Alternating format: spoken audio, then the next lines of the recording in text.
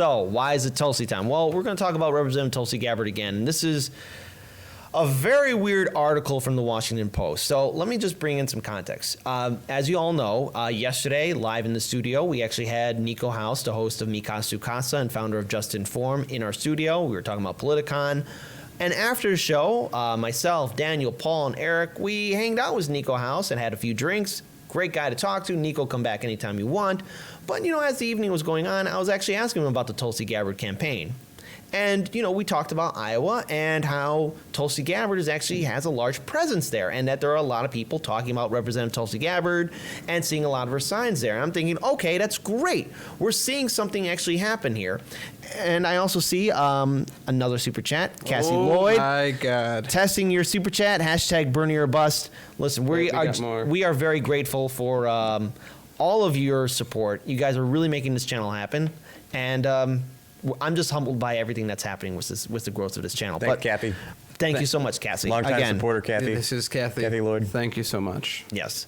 So with that being said, this is an article from the Washington Post, and it acknowledges that Tulsi Gabbard actually has a growing presence in the state of Iowa. Iowa is going to be the first primary state.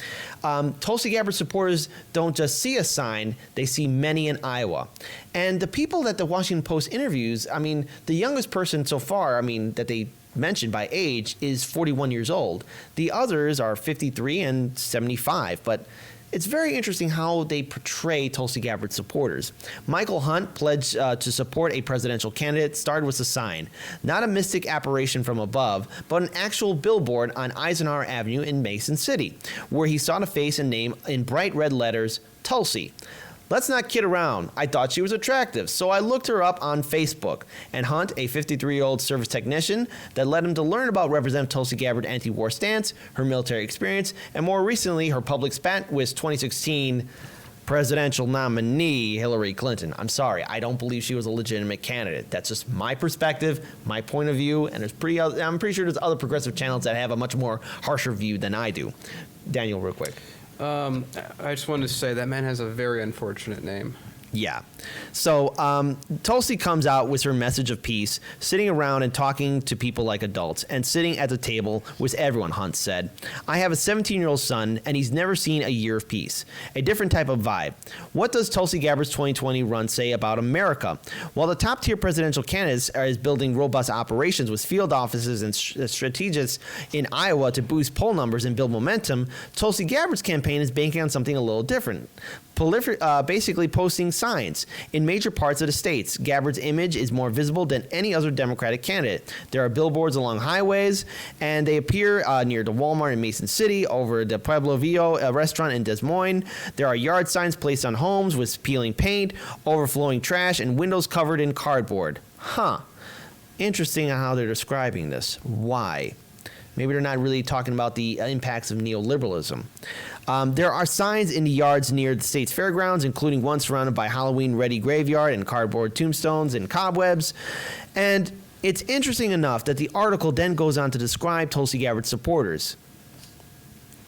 Campaign officials, and this is from the article, campaign officials say they hope that billboards will draw in voters like Hunt, who will be interested enough to look her up on the web and connect her to a reservoir of online support from an unusual mix of peace-loving non-interventionists, moderates looking for anti-establishment Democrats, white supremacists. One of these things is not like the other. Veterans and social media users. That means also people who have, independent channels like us. Young people. And social media users people who sometimes refer her as mommy.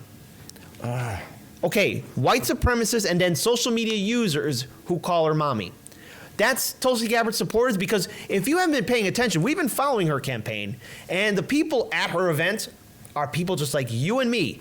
I haven't seen any white nationalist supporters there. And what everyone in the media has forgotten is when that guy, David Duke, gave his endorsement to Tulsi Gabbard, right away like that, she disavowed him. No one talks about that. And I haven't seen any neo-Nazis or Klans members at Tulsi Gabbard rallies. I haven't seen that. But again, the article then... Can I interject super quick and just remind people that David Duke, the same man who also endorsed Hillary Clinton, Oh, but that was okay then. That was perfectly fine. It's when it's done with that way, it's fine. But it's when the person we don't like it's happening with, then it's a big issue we got to care about. So the article then devolves into how basically, and what I mean by devolves, it goes back into some stuff that we've seen time and time again. It mentions the little infighting between Representative Tulsi Gabbard and former Secretary of State Hillary Clinton. But then there's a point to where, and I'm pretty sure Paul's going to go off on this one. The article then interviews this one person. And pay attention very closely. Washington Post, democracy dies in darkness. Two men just came. Okay, so they interviewed this one individual. How did a candidate with such a low name recognition garner so many early supporters? Because it goes on to how basically she has so many billboards and how she's getting so many supporters in Iowa. Two men just came up and asked me if they could just put a sign there, recalled Fred Lee, 74, as he tried fixing his old car in his driveway near the front yard with a Tulsi sign. I said, I don't care. They gave me a business card to call if I wanted to take it down, but I lost it, Lee said, shrugging. Lee said he has never voted before, but he plans to vote in 2020. He has been more consumed with fixing his car than anything and could only name two candidates. Joe Biden's running, ain't he? Lee said, him and Tulsi. I don't even know her last name. Tulsi is her first name, right? Still around the east side of town, the Whisper campaign showed some residents. It is in an area where residents complain about violence and gangs and are longing for redevelopment. Paul, I know you want to go off on this one. Real quick, though, Yeah. Kate with the super chat, who the F calls Tulsi mommy? Love the show. I don't know who calls him that. That's actually very similar to the point that I would make about this. This is anecdotal evidence of people misusing anecdotal evidence. Well, let's be Unfortunately. fair that we know who calls Tulsi mommy, the Washington Post. Right. So, but this is trying to, okay, let's be clear and honest about some things. There is some portion of Tulsi's support that likes the non-interventionism, but comes ideologically from a more right of center origin. Maybe libertarian is something that ballpark.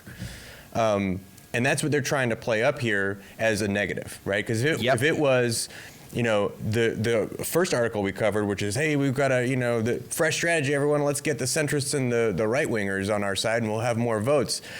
Next story, she's getting the centrists and the right-wingers on their side and we need to make that sound bad because we made it sound good earlier. But to the point that they're using this guy here as a prop, they found the most backwoods sounding guy in Iowa they could find. It's like, I don't know, there was an election, there are two people that Biden's in it, and they put this sign up so Tulsi's in it. There are two, I mean, Tulsi in 2020, I guess is her last name. I need to go fix my car some more. Hashtag give it up for Country Paul. That is a great voice impression, man.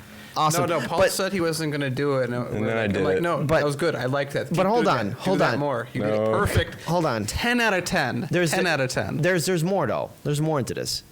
Another quote that really stood out to me. A 10-minute drive away, Luis Ruz, 41, this is the youngest person so far, had planned a sign on his house too because Gabbard seemed new and fresh. A lifelong Republican, Ruz had switched parties because he was tired of Trump's flip-flopping. He said he was going to help working people, but he gave tax breaks to the rich people, Ruz said. A field organizer for local labor unions. I believe a president has to be strong. I believe in strong immigration policy, but you can't say you're going to build a wall one day and not do it the next day. So again, why are they targeting all these people and individuals? It's almost like, yeah, you're saying that Tulsi Gabbard's gaining a lot of momentum. Yeah, she has a lot of presence in Iowa.